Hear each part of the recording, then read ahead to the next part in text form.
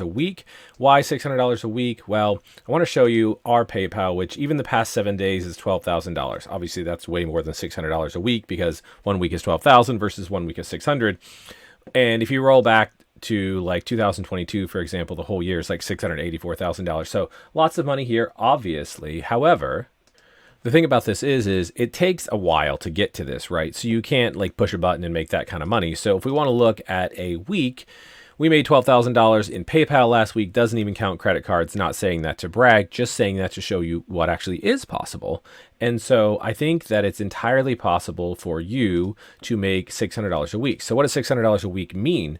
Well, if you made $100 a day for 6 days and then didn't make anything for the seventh day, you could make $600 a week. I mean, I think it's attainable to get to $100 a day. In fact, I know it's attainable because if you go into the Facebook group, which I'm going to show you here in a minute, there's actually people that are making